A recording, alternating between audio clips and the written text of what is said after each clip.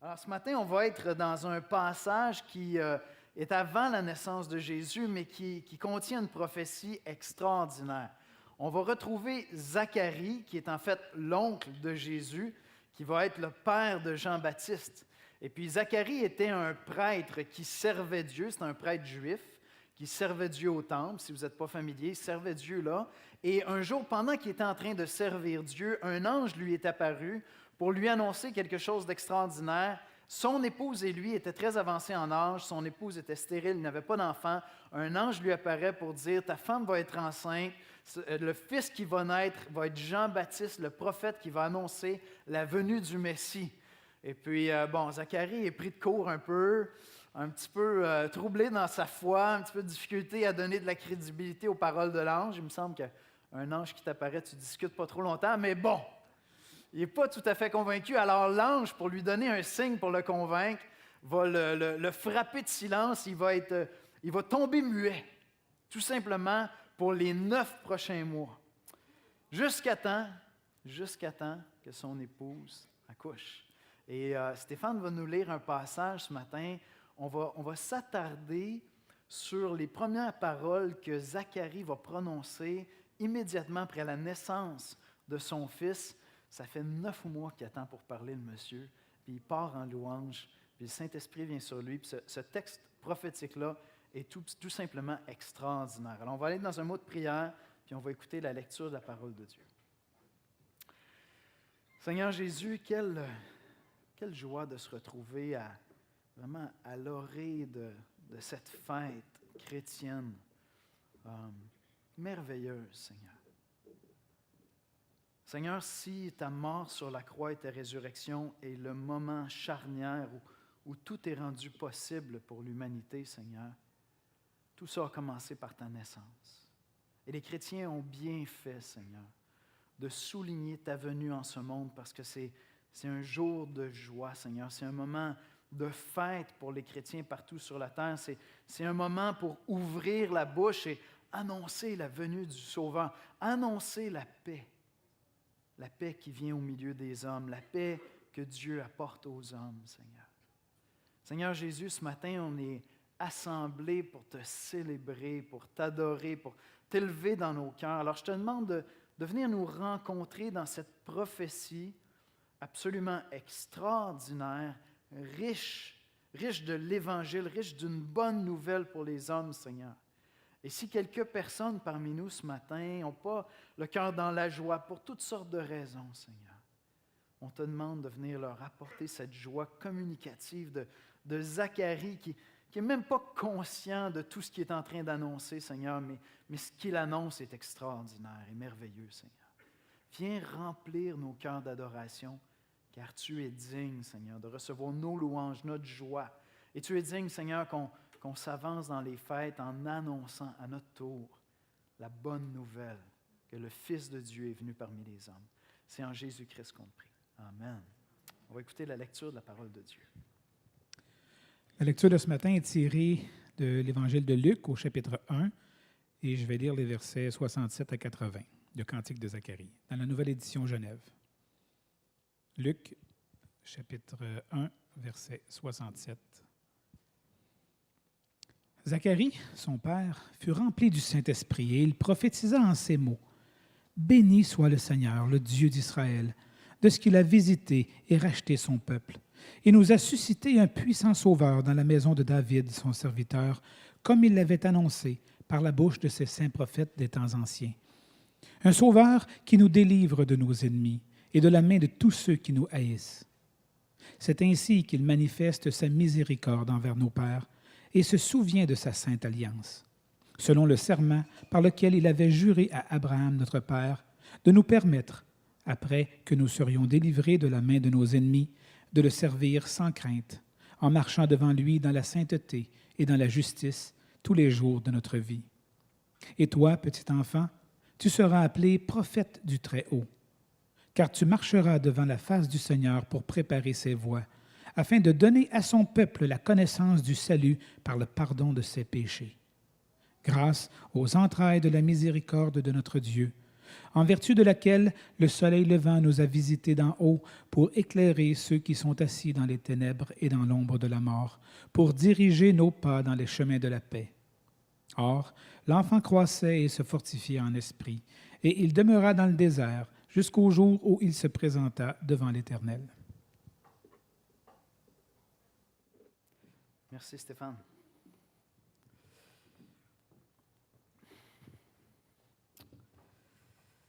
Versets 63-65. Zacharie demanda des tablettes et il écrivit. Jean est son nom. Parce que c'est surprenant qu'il n'y ait pas le nom de son père. Et tous furent dans l'étonnement. Au même instant, sa bouche s'ouvrit, sa langue se délia, et il parlait bénissant Dieu. La crainte s'empara de tous les habitants d'alentour, et dans toutes les montagnes de Judée, on s'entretenait de ces choses. Enfin! Avez-vous déjà fait, il y en a-t-il qui ont déjà fait une retraite de silence? Vous savez c'est quoi? Il y en a qui ont déjà fait ça? Non? OK, Claude, il faut que tu viennes nous partager ça en silence. C'est bon? Je ne sais pas, moi, je ne sais pas si je ferais une journée en silence. Je veux dire, je fais des retraites depuis 10 ans avec des amis, puis on s'entend qu'on est en silence, d'accord, comme après le déjeuner jusqu'à 4 heures. Puis il y en a toujours un, je nommerai pas lequel, qui vient nous chicaner parce qu'on ne respecte jamais ça. On n'est comme pas capable de rester en silence. Zacharie, ça fait 9 mois qu'il est muet. Ça fait 9 mois qu'il est en silence. Essayez de vous mettre dans sa peau 2 secondes. Le gars, c'est comme « Enfin, je vais pouvoir parler! Enfin, je vais pouvoir ouvrir la bouche! » Et lorsqu'il ouvre la bouche, qu'est-ce qui sort sur ses lèvres? Des louanges. Essayez de vous mettre à sa place un instant. Il y a un ange qui t'apparaît, qui te révèle des choses extraordinaires. Pas seulement que ta vieille épouse, je m'excuse, lui aussi c'est un vieux monsieur, donc, va avoir un enfant. Non, c'est pas juste ça, c'est qu'attends un peu, là, c'est un prêtre, hein? Il connaissait les textes de l'Ancien Testament, il connaissait les prophéties, il sait vraiment ce qui lui est annoncé, c'est énorme, c'est le Messie qui va venir, ton fils va être celui qui va annoncer la venue du Messie, puis là, tu as tout ça, tu reçois tout ça, puis pouf, silence, plus le droit de parler. 9 mois de silence. Je ne sais pas s'il écrivait sur des tablettes, mais il n'y avait pas de synthèse vocale, hein? C'est comme il ne pouvait pas faire autrement. Alors, qu'est-ce qui se passe lorsque, enfin, après 9 mois, il ouvre la bouche, il va annoncer l'Évangile. Il va annoncer l'Évangile. Il est tellement émerveillé. C'est l'Évangile. L'Évangile, c'est la bonne nouvelle d'un Sauveur qui vient. Zacharie sait que les prophéties de l'Ancien Testament vont se réaliser là. Il est émerveillé par ce qui est en train de se produire. Il avait eu de la difficulté à croire. Son épouse tombe enceinte. Il sait que ça va se produire. Il y a les signes, il le voit. Donc, il attend ça. Qu'est-ce qui se passe? Il est émerveillé par l'Évangile. Il se met à proclamer. Et vous savez quoi? Personne n'aurait pu le faire taire. Cette journée-là, je suis sûr que ça aurait été impossible de le faire taire. Personne n'aurait pu lui dire, écoute, tu nous déranges avec tes louanges, tu es trop excité, c'est n'importe quoi. Non, c'était là dans son cœur, ça débordait. Il y avait de la joie dans son cœur, il est en train d'annoncer quelque chose. Il sait que c'est là, le Messie annoncé dans l'Ancien Testament, ça se réalise enfin, enfin. C'est beaucoup trop important, trop glorieux pour que Zacharie reste encore en silence. Et vous savez quoi, personne n'est en train de le forcer à parler, là. Il n'y a personne qui dit, ouais, qu'est-ce qui s'est passé, raconte-nous ça. C'est spontané, ça sort de sa bouche. Il se met à louer Dieu et il le fait publiquement. Et vous savez, Zacharie a pu louer Dieu pendant 9 mois. Hein? Je veux dire, tu peux louer Dieu dans ton cœur. Tu peux adorer Dieu, tu peux célébrer Dieu dans ton cœur. Mais dans les Écritures, il y a quelque chose d'autre. Quand tu pars à chanter, quand tu pars à proclamer, quand tu entres dans une ville, puis tu te réjouis, puis tu annonces une bonne nouvelle, tu es comme ailleurs dans ta louange. C'est pas seulement dans ton cœur, ça déborde, puis il faut que ça sorte, puis Dieu, enfin, a dénoué ses cordes vocales, puis il peut annoncer cette bonne nouvelle-là. Ce matin, on va voir ensemble, je vous résume ça comme ceci, d'accord? Luc nous dit, à nous, je pense que c'est ça son message pour nous aujourd'hui, ouvre enfin la bouche pour parler du Dieu qui ne nous a pas oubliés et qui nous a envoyé un grand sauveur pour nous conduire dans la paix. Ouvre la bouche. Bénis Dieu parce qu'il accomplit ses promesses. Premièrement, la fidélité de Dieu envers ses promesses. Alors, qu'est-ce qui se passe? Verset 67. Zacharie est rempli de l'Esprit Saint et prophétise. Si vous n'êtes pas familier, Dieu se révèle à travers sa parole en 3 personnes. C'est un mystère. Je n'entrerai pas dans tout ça. Le Père, le Fils, le Saint-Esprit. Chacun joue des rôles particuliers dans la révélation, mais même dans leur relation.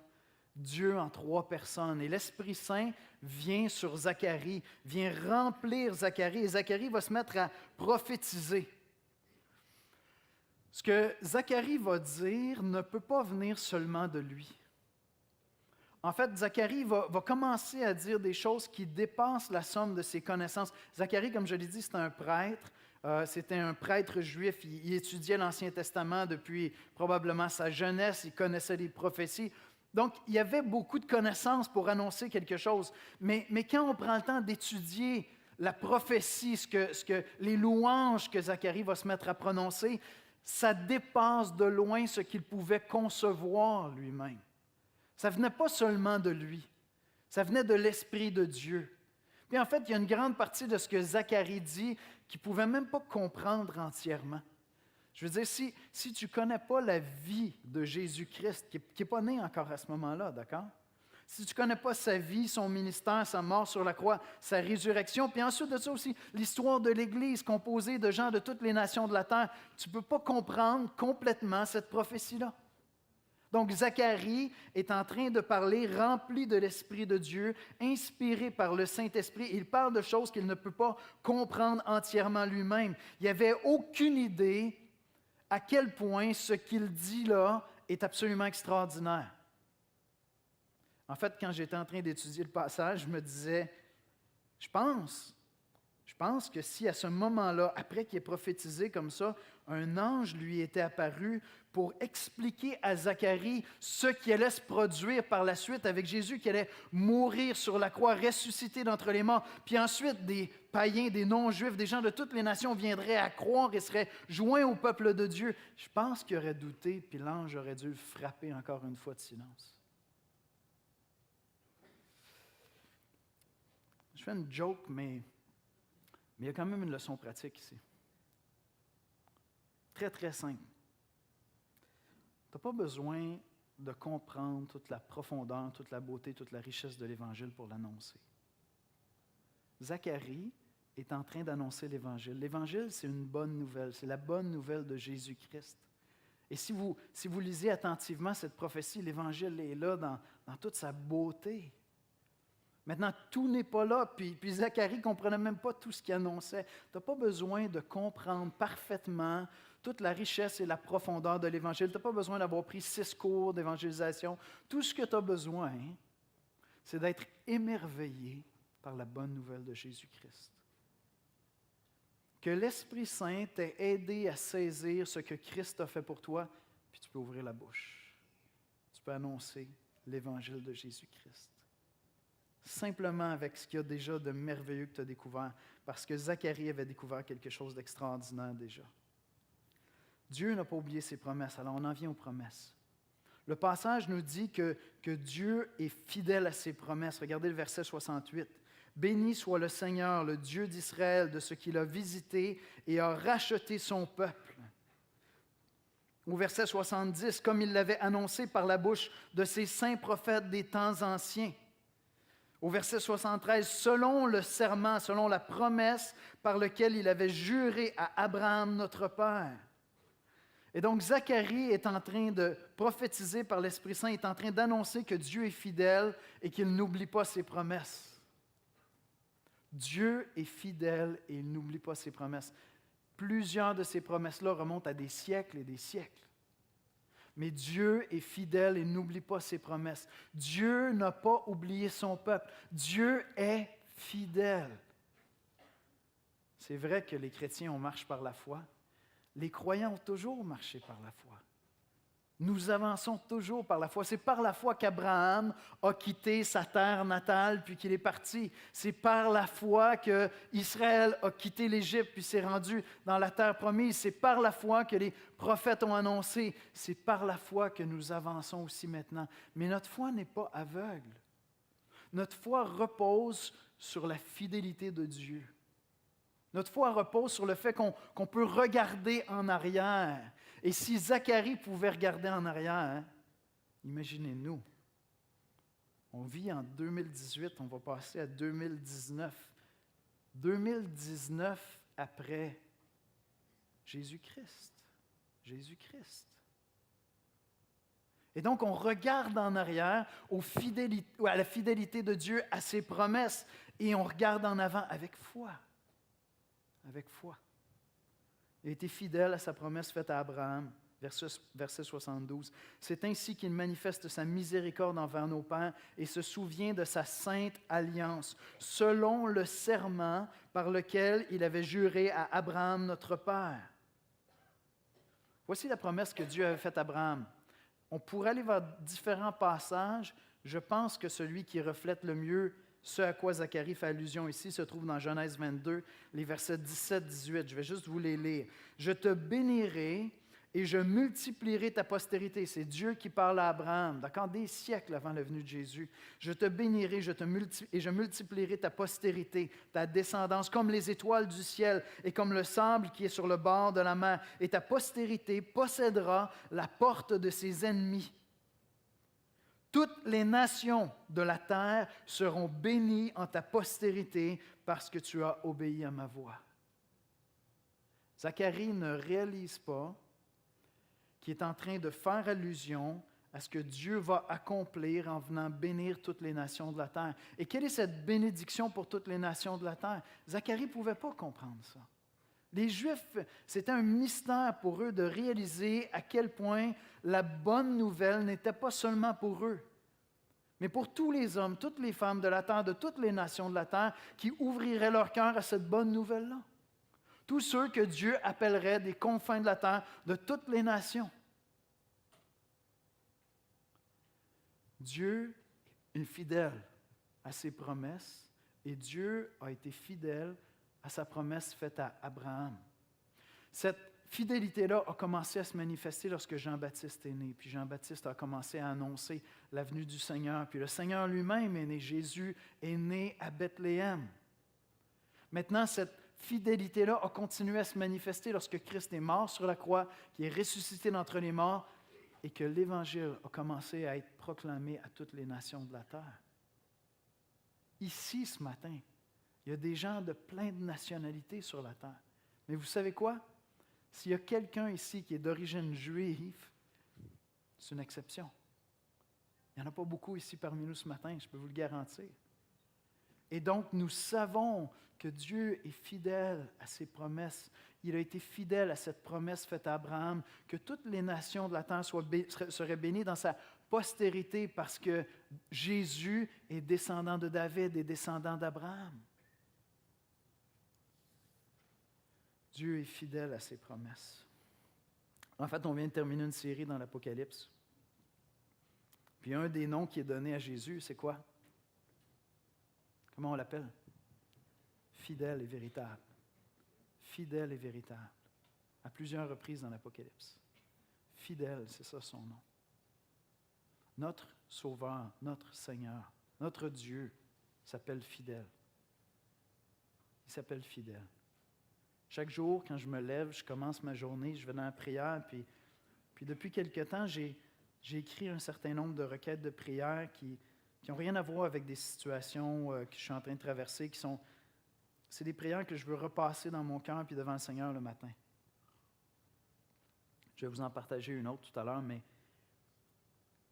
je veux me rappeler le matin que le Dieu que je sers, c'est le Dieu de l'impossible qui respecte toujours ses promesses. Pour lui, tout est possible et chacune de ses promesses vont s'accomplir. Et donc, lorsque j'entreprends ma journée, quand je commence ma journée, je veux repasser ça dans mon cœur. Autrement, mon cœur risque d'être rempli d'anxiété, de peur, de doute, de lutte, de combat. Si je doute de la fidélité de Dieu, mon Sauveur s'appelle fidèle, fidèle et véritable. Il a été fidèle envers Abraham, il a été fidèle envers Israël. Il sera fidèle envers son Église et il revient bientôt. Amen. Il revient bientôt. Il revient bientôt. fidèle à ses promesses. Je veux ouvrir la bouche pour louer Dieu parce qu'il est fidèle, parce qu'il accomplit toujours ses promesses. Je veux ouvrir la bouche parce que Dieu a été fidèle et n'a pas oublié son peuple. Deuxièmement, ouvre la bouche, bénis Dieu parce qu'il envoie un grand sauveur, un sauveur puissant. Regardez le verset 69, et il nous a suscité. Et il nous a suscité un puissant sauveur dans la maison de David, son serviteur. Au verset 71, un sauveur qui nous délivre de nos ennemis et de la main de tous ceux qui nous haïssent. Verset 76, c'est comme la seule allusion qui est à Jean-Baptiste, à son fils, dans le fond, à Zacharie, dans cette prophétie-là. Puis Zacharie, parlant de son fils, il dit au verset 76, « Et toi, petit enfant, tu seras appelé prophète du Très-Haut. » Prophète du Très-Haut. Mais un peu plus tôt, je pense que c'est au verset 32, Jésus est appelé le Fils du Très-Haut. Si Jean-Baptiste était le prophète du Très-Haut, Jésus, lui, est le Fils du Très-Haut. Et toi, petit enfant, tu seras appelé prophète du Très-Haut, car tu marcheras devant la face du Seigneur pour préparer ses voies. Encore une fois, Zacharie est saisi par l'Esprit Saint. C'est par l'Esprit Saint qu'il va puiser dans les prophéties de l'Ancien Testament pour dire que le Sauveur qui vient est puissant. Mais les Juifs, à l'époque, n'avaient absolument aucune idée à quel point ce Sauveur était puissant. Ils n'avaient aucune idée à quel point ce Sauveur allait faire un sacrifice extraordinaire. Je veux dire, Zacharie attend un libérateur politique de toute évidence. Israël est sous domination romaine. Leur vision, c'est une vision, on appelle ça en théologie, c'est une vision théocratique. Ça veut dire qu'ils s'attendent à ce que Dieu gouverne un pays, que Dieu soit sur eux avec leur pays et que dans ce pays-là, le pays soit béni, protégé par la présence de Dieu. C'est une vision très restreinte, très limitée, où Dieu va bénir une terre et puis ils vont vivre là à la lumière des principes de la parole de Dieu. Et donc, dans la vision de Zacharie, la délivrance qu'il attend, c'est premièrement une délivrance militaire, c'est premièrement une délivrance sociale, c'est premièrement la possibilité de retrouver la paix en Israël. Peut-être qu'il attendait plus que ça, il attendait un retour du cœur du peuple vers Dieu, certainement. Mais sa compréhension est très limitée. Il ne réalise pas à quel point le Sauveur qui vient est vraiment puissant. Il est vraiment extraordinaire. Il n'y a aucune idée que ce Sauveur-là va vaincre la mort, vaincre le péché, vaincre le diable, mourir sur la croix, ressusciter le troisième jour. Il n'a aucune idée de cela. Ce n'est pas possible pour lui de saisir ces choses-là.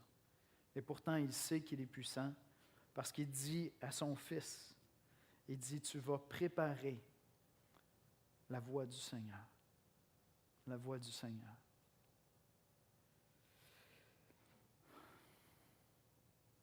Ouvre la bouche. Bénis Dieu parce qu'il sauve les hommes et leur donne la paix. C'est sur ce dernier point-là que je veux m'attarder avec vous ce matin. Je veux qu'on regarde un peu c'est quoi l'Évangile qui est annoncé dans cette prophétie-là. Qu'on puisse le repasser dans nos cœurs. Mais si pour ta part, tu n'as pas saisi Christ encore, si pour ta part, tu n'as pas saisi, tu n'as pas compris encore, ou tu n'as pas accepté cette grâce qui t'est offerte d'entrer dans cette paix avec Dieu, ma prière, c'est que ce matin, tu vas recevoir ça. C'est que ce matin, tu vas le saisir, tu vas le comprendre et que tu vas l'accepter. Ouvre la bouche. Bénis Dieu parce qu'il sauve les hommes et leur donne la paix.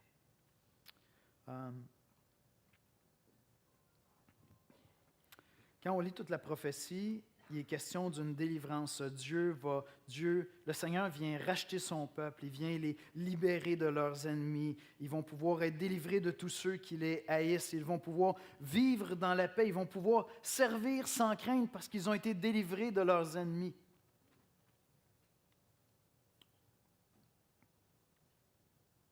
Comment cette prophétie-là s'est-elle accomplie? Je veux dire, Israël, à ma connaissance, n'ont pas été libérés des Romains. Est-ce que cette prophétie-là ne va s'accomplir que lorsque le Seigneur va revenir? Parce que c'est vrai, on attend un jour les chrétiens où on sera dans la présence de Dieu perpétuellement, libérés même de tout combat avec notre vieille nature, la tentation de péché, libérés de toute tentation, simplement dans la présence de Dieu. On attend ça impatiemment, ça va être un jour glorieux. Est-ce que c'est de ça dont il est question ici? Ou est-ce que cette prophétie-là n'a pas commencé de se réaliser par l'Église de Jésus-Christ? Autrement, la prophétie ne s'est pas accomplie. Autrement, Christ ne nous a pas délivrés. Autrement, Christ est venu et il ne nous a pas délivrés de nos ennemis. Parce qu'Israël, je suis désolé de vous le dire, mais leur libération n'a pas été forte. Je veux dire, nationalement, là, politiquement, socialement, militairement, ça n'a pas été glorieux comme délivrance. De quoi il est question ici? De quoi il est question ici? Béni soit le Seigneur, le Dieu d'Israël, de ce qu'il a visité et racheté son peuple. Mais j'ai commencé à pointer déjà en disant, Zacharie ne comprenait pas ce que Christ venait faire parce qu'il n'envisageait certainement pas la possibilité que le Messie vienne mourir sur une croix puis ressusciter d'entre les morts. Zacharie n'envisageait pas ce qui allait venir parce qu'il ne voyait probablement pas l'ouverture à toutes les nations de la terre que l'Évangile allait produire. Zacharie n'envisage pas ces choses-là, il ne peut pas les mettre ensemble. Et pourtant, il est question ici qu'il est venu visiter et racheter son peuple. Il pardonne nos péchés. Versets 77-78. Afin de donner à son peuple la connaissance du salut par le pardon de ses péchés, grâce aux entrailles de la miséricorde de notre Dieu, en vertu de laquelle le soleil levant nous a visités d'en haut. Afin de donner à son peuple la connaissance du salut par le pardon de ses péchés. La seule manière de connaître comment Dieu veut te sauver, il faut que ça passe par le pardon de tes péchés. C'est pour ça que Jean-Baptiste va aller vers le peuple et va dire « Repentez-vous ». Ils sont sous domination romaine, puis Jean-Baptiste ne commence pas à faire un camp d'entraînement dans le désert. Je veux dire, il y avait la place, il vivait dans le désert avec ses sauterelles, puis son miel, puis tout ça. Il ne commence pas à faire un camp d'entraînement militaire, vous comprenez, pour lever une armée de zélotes qui vont venir les délivrer de l'Empire romain.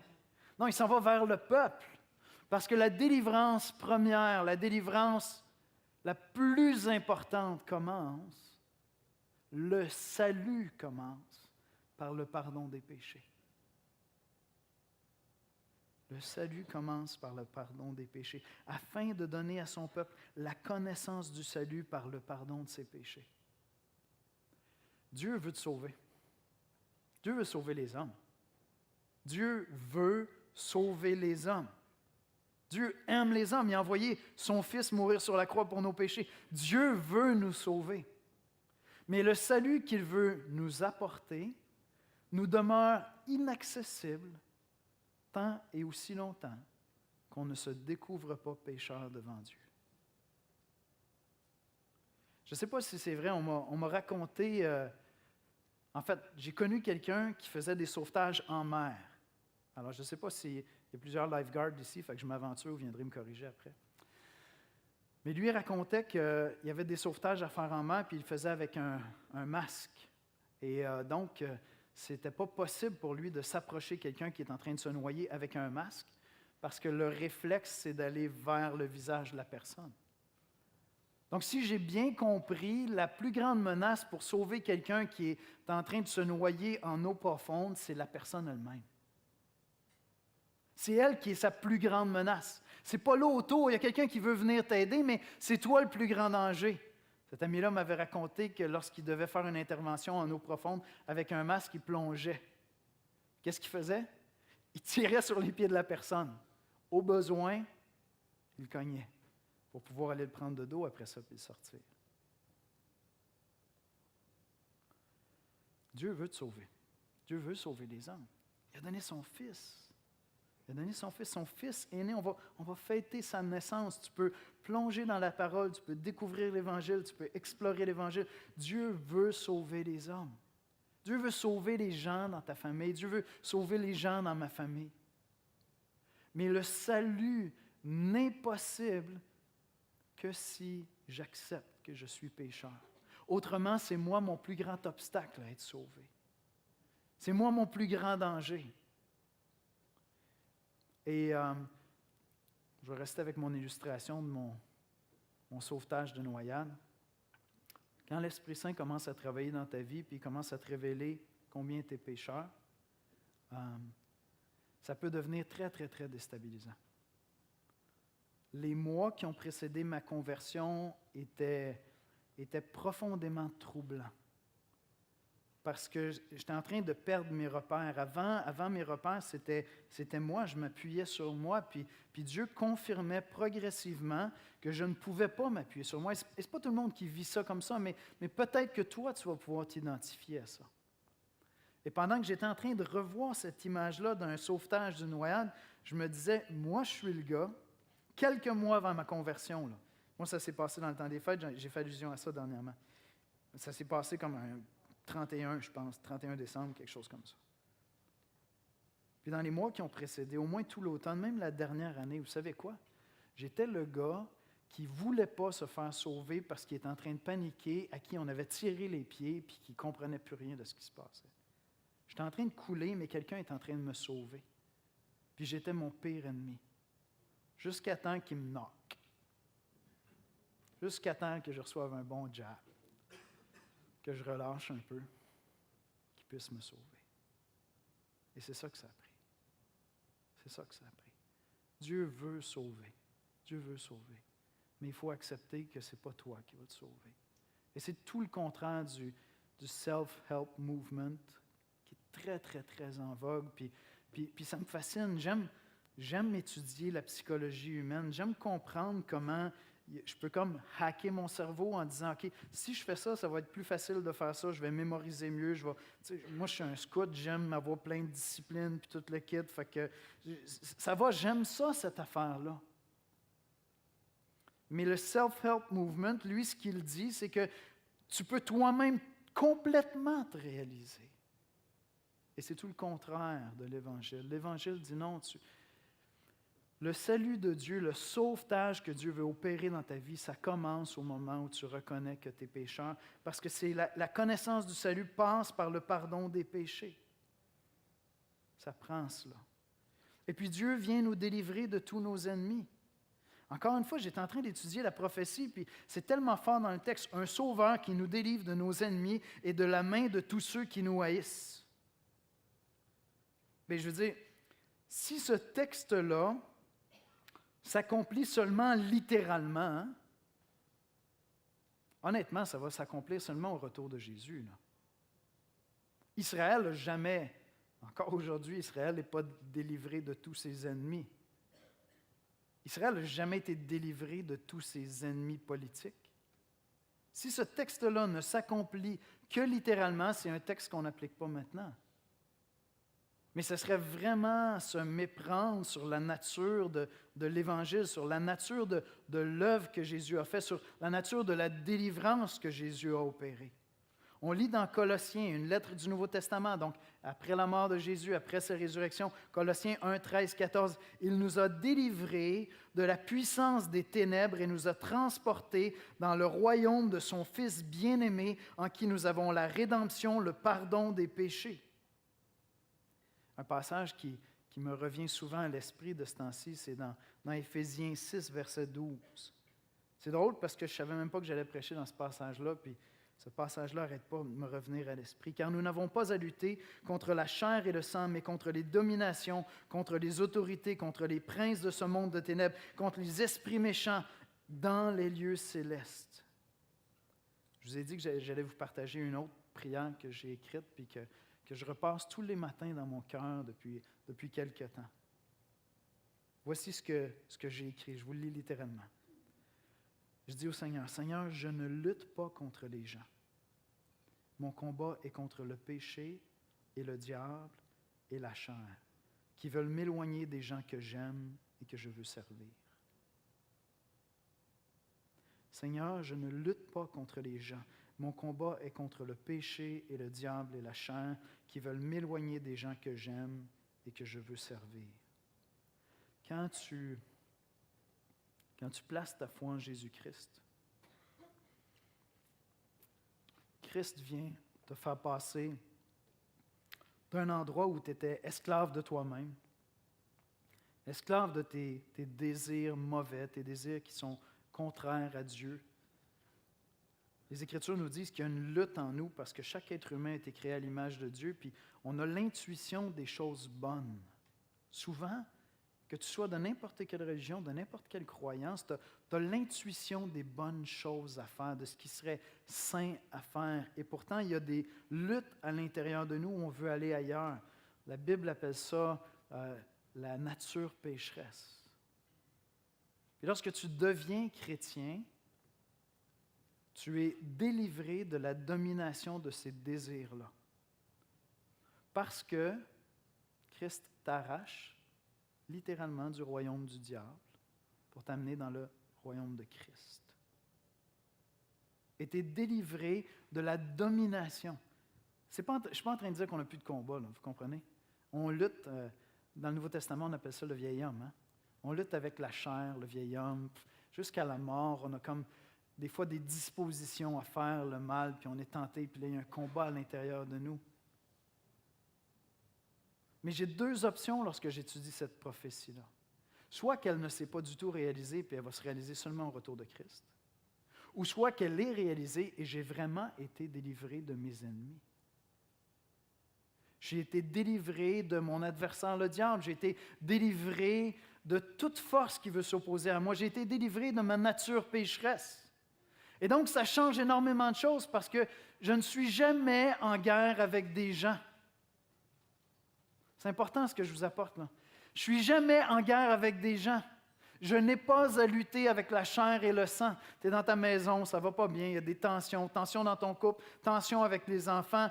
Notre réflexe à nous, c'est de personnaliser le conflit et de dire c'est la personne qui est devant moi qui est mon adversaire. Paul me dit non, es-tu chrétien? Si tu es chrétien, tu n'as pas à lutter contre la chair et le sang. Un chrétien n'a plus d'adversaire sur terre. Un chrétien n'a plus à craindre. Le texte va plus loin en disant « Tu nous as libérés afin que nous puissions te servir sans crainte. » Afin que nous puissions te servir sans crainte. Un chrétien n'a pas à craindre les gens. La seule personne que je crains, c'est Dieu, puis Dieu m'a sauvé. Donc, je peux le servir sans crainte. Qu'est-ce que les gens peuvent me faire? Quelqu'un peut attaquer ta réputation? Quelqu'un peut médire contre toi? Quelqu'un pourrait te faire du mal physiquement? Je suis à un battement de paupières d'entrer dans l'éternité. Qu'est-ce que les hommes peuvent me faire? Me mettre en prison? M'enlever la vie? Qu'est-ce que les hommes peuvent me faire? Les hommes ne peuvent rien me faire qui me soit vraiment dommageable. D'aucune manière. Et donc, je t'invite, pendant qu'on va aller dans cette période des fêtes, où vous allez dans votre famille, puis dans les familles, on a des cultures où on a des vieilles histoires, des vieilles chicanes de famille, des vieilles blessures, des vieilles offenses. On a des adversaires. Pas si tu es en Jésus-Christ. Ton adversaire, c'est le diable, c'est le péché, c'est la chair, puis Christ les a vaincus. Christ les a vaincus, afin que tu sois libre de le servir. Regardez, je termine avec ceci. Il nous conduit dans le chemin de la paix.